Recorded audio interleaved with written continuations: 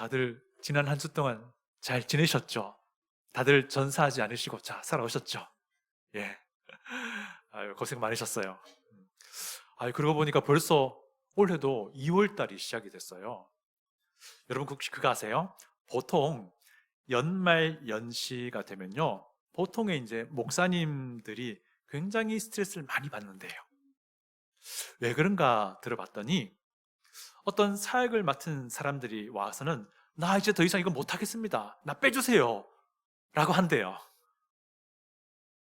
서로 안 하겠다고 한다는 겁니다. 그래서 목회자 볼 때, 이 사역은 반드시 필요한데, 나설 사람이 없으니까 얼마나 난감하겠어요. 그죠? 그래서 목사님들이 연말 연시에 좀 스트레스를 받는다라고들 말씀하시더라고요. 저의 이야기가 아니고요. 우리 교회는 감사하게도요, 이런 일이 매년 벌어지지 않습니다. 얼마나 감사하고 좋은지 모릅니다. 여러분, 교회는 희생과 섬김으로 움직여진다. 이 말에 동의하시나요? 네. 저는 완전 동의합니다. 제가 목회자가 되기 전에도 그렇게 생각이 들었고요. 목회자가 되고 나니까 더더욱 그렇게 생각이 됩니다. 물론 이 희생과 섬김을 하게끔 하시는 분은 우리 주 예수 그리스도이심을 우리가 믿습니다. 그죠? 제가 왜 이렇게 생각을 하게 되냐면요. 한번 잘 생각해 보십시오. 교회는요, 세상의 관점으로 볼 때의 이익 혹은 이득이라고 여겨지는 것들을 여러분에게 안 줍니다. 오히려 여러분은요, 여러분의 돈을 교회에 줍니다. 돈뿐인가요? 여러분의 시간도 할애해야 되고요. 여러분의 재능도 서로 기부를 하게 됩니다. 그것뿐입니까? 여러분의 열정도 쏟아 붓게 되고요. 여러분의 마음도 내어 드리게 됩니다. 그렇죠? 심지어요, 이런 일도 벌어집니다. 때로는 심각한 상황에서 우리의 인내 바닥을 기어이 봐야 할 때도 있어요. 왜 이러고 있습니까? 뭐 때문에 이런 말도 안 되는 상황을 감내하시냐는 거예요. 왜 그럴까요? 우리는요, 예수님을 우리의 구주로 믿음으로써 영원한 생명을 얻었고요. 이제 내가 사는 것은 덤으로 사는 인생임을 알기 때문에 그러는 거예요. 이 교회라고 하는 것이 예수께서 주 대신 그분의 몸임을 우리가 믿기 때문에 이러고 있는 거예요. 우리가 교회로 모일 때, 교회라는 모임이, 교회라고 모이는 이 모임이 안에서 우리가 예수님의 몸을 직접 경험하는 아주 가치 있는 것임을 우리가 알기 때문에 이러고 있는 거예요. 교회로 우리가 모여서 삼위 하나님을 경외함으로 예배드림이 가장 우리에게 큰 기쁨이며 감사이며 영광스러움임을 우리가 알기 때문에 희생하는 거예요. 여러분 여기까지 동의되시나요?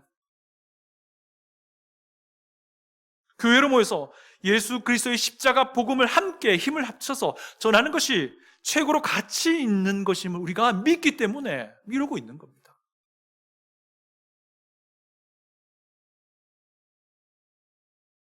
다시 한번, 그리스도의 몸된 교회가 되어서 교회를 이룬다는 것이요, 비록 세상의 관점으로 볼 때에는 사람이 좋아할 만한 것, 이익이 될 만한 것, 이것을 개런티하지 않습니다. 그럼에도 불구하고 우리는 헌신하게 되는 것이고 희생하게 되는 것입니다. 감사하는 마음으로 그것도, 자원하는 마음으로 그것도요, 사랑하는 마음으로 그것도요, 내 마음을 기꺼이 드리게 되는 것입니다. 내 돈도, 내 시간도, 내 재능도, 내 열정도, 내 마음도 다 기꺼이 드리게 되는 거예요. 우리 모두가 예수님의 몸된 교회의 가치를 정말 제대로 잘 알기를 원해요. 그렇다면 우리 너나 할 것 없이 먼저 헌신하기를, 먼저 희생하기를 자원하는 그런 교회가 될 겁니다. 오늘 본문을 보시면요, 이런 아름다운 모습이 관찰이 됩니다. 세상의 관점으로 볼 때 그 당시에도요, 꺼려하게 되는 것들 있는데도 불구하고 자원해서 희생하는 그런 아름다운 모습이 보여진다는 거예요. 11장은요, 내용의 흐름상 볼 때 7장에서 바로 연결이 돼요.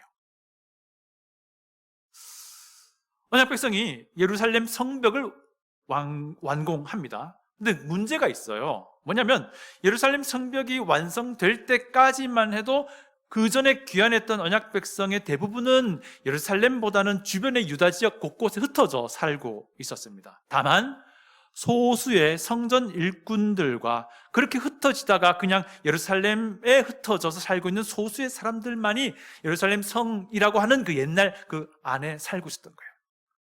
그런데 성벽이 완공되고 성의 외형이 갖추어지니까 이제는 그 소수의 사람들만으로는 성을 유지할 수가 없게 된 거예요. 더 많은 사람이 예루살렘 성 안으로 이사해서 들어와야만 예루살렘이라는 도시가 유지되기도 할 뿐 아니라 그 성을 지킬 수도 있게 되는 거예요.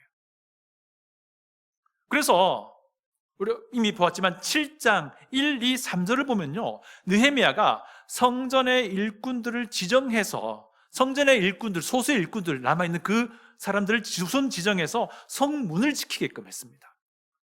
그리고 느헤미야가 하나니와 하나냐라는 두 사람을 예루살렘 성의 지도자로 세워두었습니다.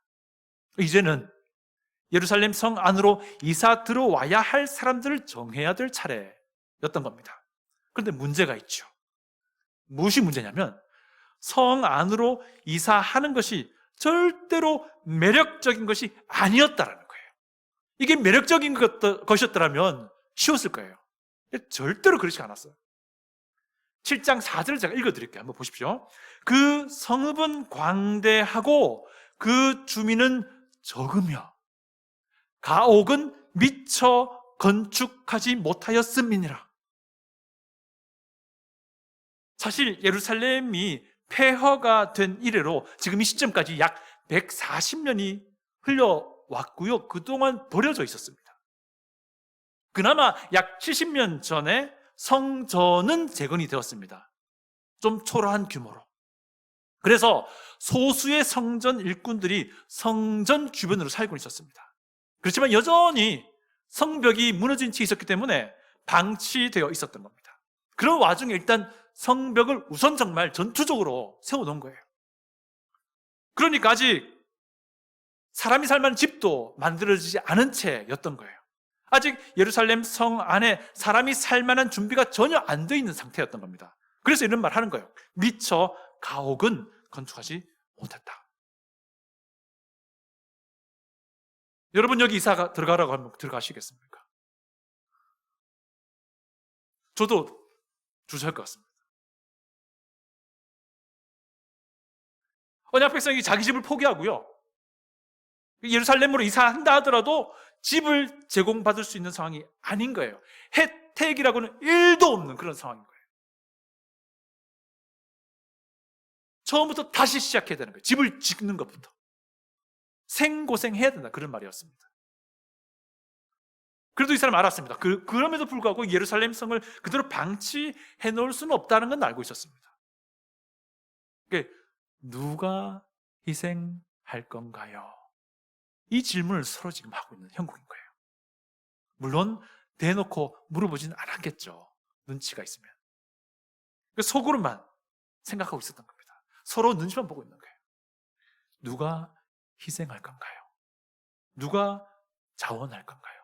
누가 헌신할 건가요? 이런 상황이었던 거예요.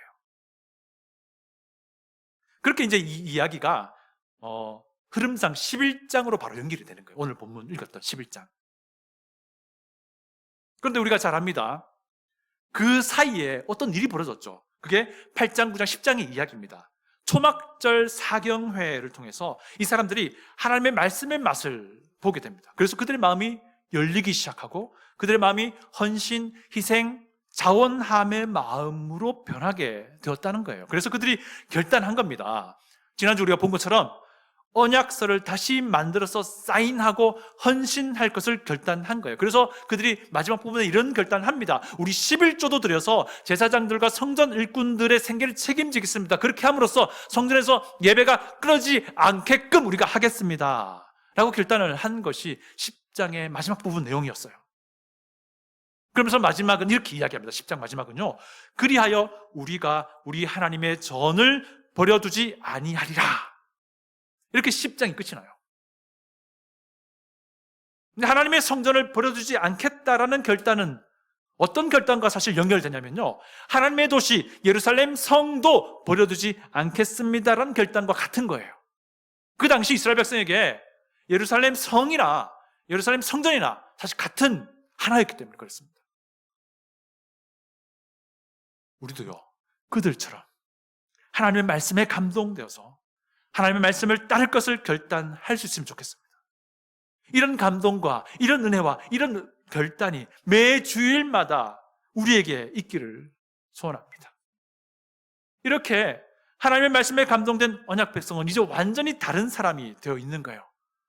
눈치를 보고 있는 것이 아니라 누구가 먼저라고 할 것도 없이 나서서 예루살렘으로 이주할 것을 자원하게 되는 모습이 나옵니다. 어떻습니까? 예수님을 믿음으로써 구원받은 사람들이 모인 주님의 몸된 교회가 무엇인지 알고 그렇게 나아가길 원한다면 우리도 자원함으로 희생, 헌신의 결단을 하게 될 겁니다. 오늘 본문은 이렇게 될 때에 하나님의 백성 공동체가 어떤 모습이 되는지를 보여주고 있습니다. 첫 번째는요, 먼저 리더들이 본을 보이게 됩니다. 언약 백성의 지도자들은요, 누가 뭐라고 할 것도 없이 먼저 본을 보이기 시작합니다. 1절 상반절을 보시면요, 백성의 지도자들은 예루살렘에 거주하였고 라고 시작이 돼요. 이게 무슨 말입니까? 느헤미야서 저자가요, 지도자들이 예루살렘으로 이사와서 거주하는 것은 그냥 당연한 것처럼 묘사하고 있는 거예요. 그 묘사 안에는 또한 이런 것도 있습니다. 지도자 자신들도 예루살렘으로 이사 오는 것을 당연하게 여기는 것처럼 설명이 되고 있는 부분이에요. 백성의 지도자들은 예루살렘에 거주하였고, 그리고 그 다음 일이 벌어지는 거예요. 이건 당연한 결과입니다. 왜 그런가 하니, 초막절 사경회를 통해서 지도자들이 누구보다도 많은 은혜를 맛보았습니다. 여러분 기억하시죠? 7월 1일 성경 강론이 끝이 나고 백성들은 집으로 일단 돌아갑니다. 그렇지만 그 중에서는 그날의 감동을 잊지 못하고 그 이튿날에 에스라를 찾아갔던 사람들인데 그들 중에 한 부류가 지도자들이었어요. 제가 8장 13절을 읽어드릴게요. 그 이튿날 뭇 백성의 족장들과, 이들이 바로 지도자들입니다, 제사장들과 레위 사람들이 율법의 말씀을 밝히 알고자 하여 학사 에스라에게로 모여서, 기억나실 겁니다, 하나님 말씀의 맛을 음미했던 지도자들, 이 사람들이 제사장과 레위 사람들과 함께 에스라를 찾아갔고요, 그 일 때문에 초막절 사경회가 열리게 된 거예요. 여러분, 예수 그리스도를 구주로 믿으십니까? 주님의 몸된 생수교회의 가치를 알고 있습니까? 그리고 여러분, 교회의 리더로 세움 받으셨습니까? 그렇다면 이것을 알기를 원합니다. 하나님께서 여러분에게 리더라는 특권을 주셨다는 거예요. 하나님이 리더라는 특권을 여러분에게 주셨다는 겁니다. 하나님은 리더로 세워진 여러분에게 어떤 무언가를 주셨고요, 그리고 리더로 세워진 여러분에게서 그 무언가가 활용되기를 원하신다는 거예요. 그러기에 리더인 여러분은 더더욱 책임이 있게 되는 것입니다.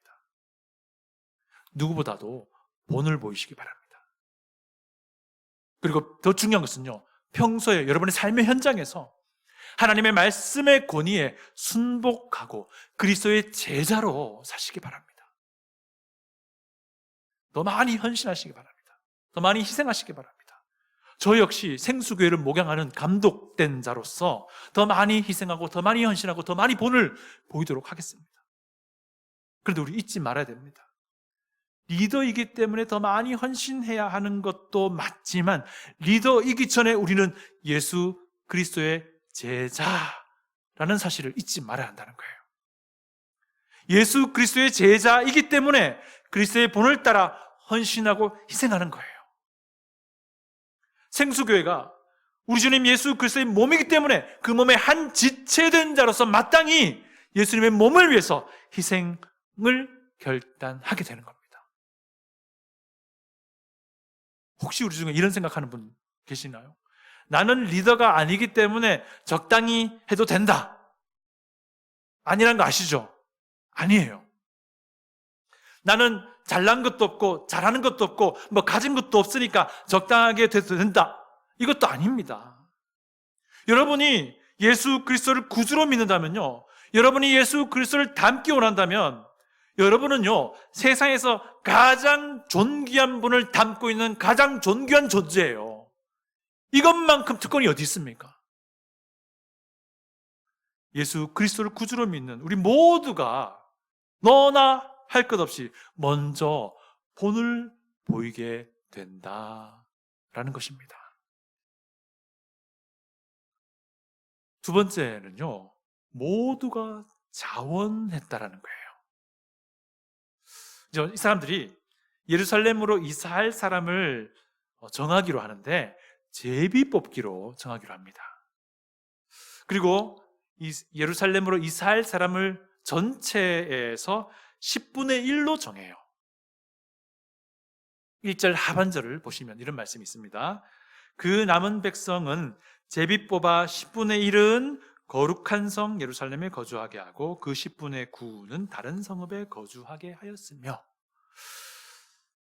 자, 한번 한 가지 질문 한번 해볼게요. 왜 이 사람들이 제비 뽑는 방법을 선택했을까요? 아무도 가지 않으려고 하니까 그랬을까요? 만약에 그랬다면 정말 비참한 상황입니다. 그죠? 예. 근데 저는 그렇지 않다고 생각해요. 왜냐하면요, 일단은 제비 뽑는다는 것이 어떤 의미인지 좀 봐야 됩니다. 이 제비를 뽑는다는 것은요, 우선 이스라엘 백성들에게는 그냥 전통적으로 사용해왔던 아주 익숙한 방법이에요. 그래서 사용되었다라고도 말할 수 있는데, 그보다는요, 더 중요한 것은요, 이 전통적인 제비뽑기 방법이라는 것이요, 어떤 의미냐면요, 결정을 하나님께 맡기는 것입니다 라는 그런 신앙의 고백이었어요. 하나님의 뜻에 따라야 한다라는 그런 의미를 가지고 있는 것이었어요. 결정을 하나님께 맡긴다라는 것은 누구라도 이 결정을 따르겠다는 것을 전제하고 제비가 뽑혀지는 거예요. 누구라도 그 결정을 따르겠다라는 것은 모든 사람이 우선 자원하기를 각오했다는 의미가 되기도 하는 거예요. 만약에 그렇다면 되게 아름다운 모습이죠. 근데 그뿐만이 아니에요. 이 사람들이 그 중에서 10분의 1만 이사하기로 결정해요. 사실 모든 사람들이 다 예루살렘으로 들어와 살 필요는 없었습니다만은, 그럼에도 불구하고요, 10분의 1로 정한 것은 그들 모두가 다 같은 마음으로 자원하여서 예루살렘으로 이사할 용의가 있다는 것을 드러내는 방법이었습니다. 여러분, 10장 마지막 부분에서 언약 백성이 신실하게 11조 바치겠다는 결단을 보여줘요.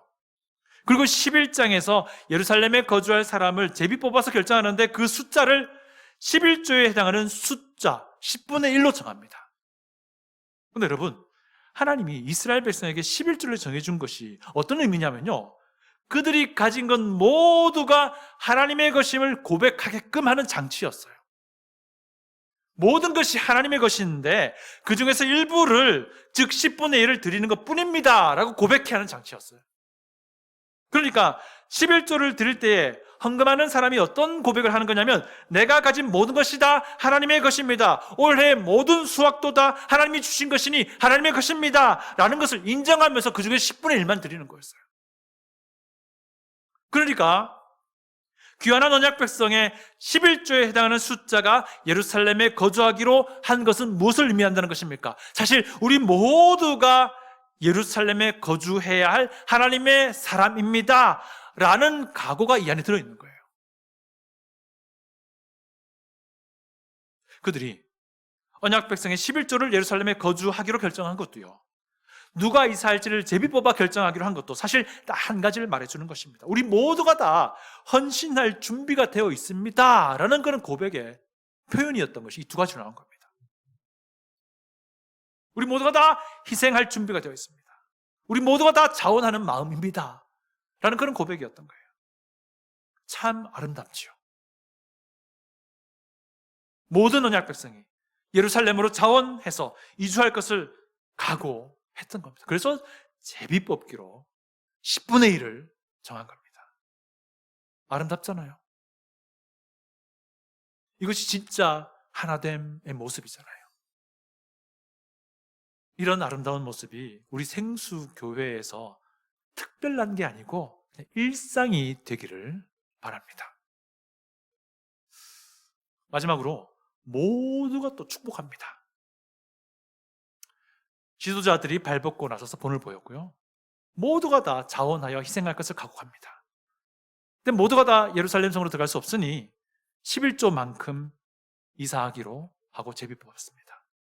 이제 누가 예루살렘으로 이사해야 되고 누가 그곳에 가서 새로 집을 짓는 그 수고와 희생을 해야 할지가 정해졌습니다.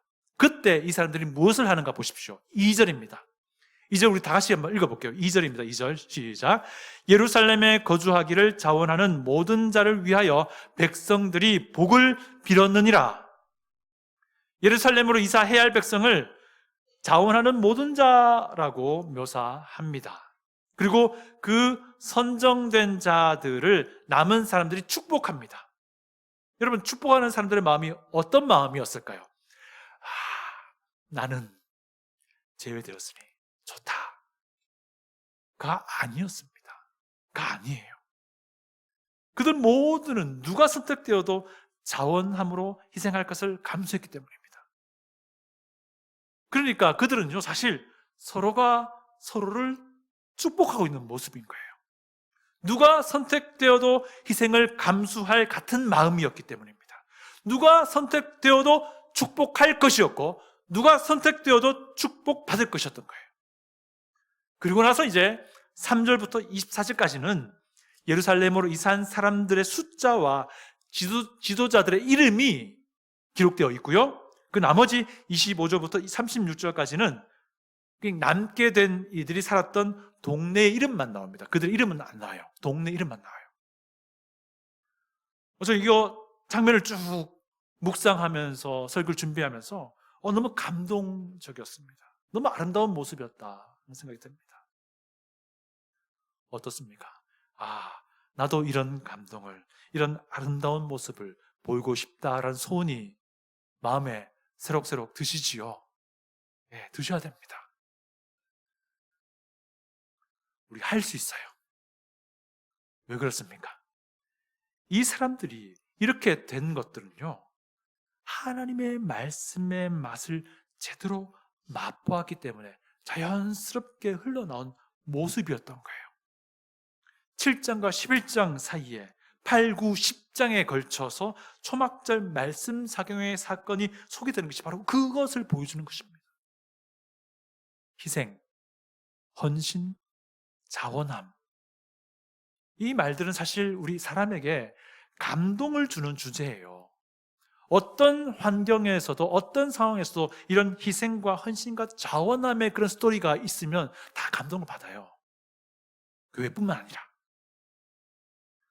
근데 저는 이거 보면서 좀 안타까운 마음이 들었습니다. 저도 그럴 때가 있는데요. 뭐냐면 우리가 감동을 받으려고만 하지 감동을 주려고 하지는 잘 않는다는 거예요. 눈이 왔던 지난 한 주 오랜만에 책을 많이 읽었습니다. 어떤 저자의 말 하나가 기억이 남는데요. 그분이 이런 말씀 하시더라고요. 교회 세팅 안에서 요즘 들어서 희생이 있는 예배, 헌신이 있는 예배를 찾아보기가 어렵다. 여러분 어떻게 생각하십니까? 여러분 오늘 이 예배를 위해서 어떤 희생을 하고 오셨습니까? 여러분 이 예배를 위해서 어떤 헌신을 하며 나오셨습니까? 여러분 우리 희생이 있는 예배를 회복해야 되지 않겠습니까? 헌신이 있는 교회를 회복해야 되지 않겠습니까? 여러분 교회 안에서도요, 자원하는 헌신을 통해서 감동을 주는 편에 서시길 바라요. 희생이 있는 예배를 통해서 감동을 선사하는 편에 서시길 바랍니다. 여러분 살아가는 삶의 현장 세상에서도요, 자원하는 헌신의 본을 보이는 아름다운 그리스도인이 되어서 감동을 세상에 선사할 줄 아는 그 편에 서시기를 부탁을 드립니다. 감동을 받으려고만 하지 말고요, 감동을 선사하는, 희생하는 그리스도인, 희생하는 교회가 될 수 있기를 소원합니다. 기도하겠습니다.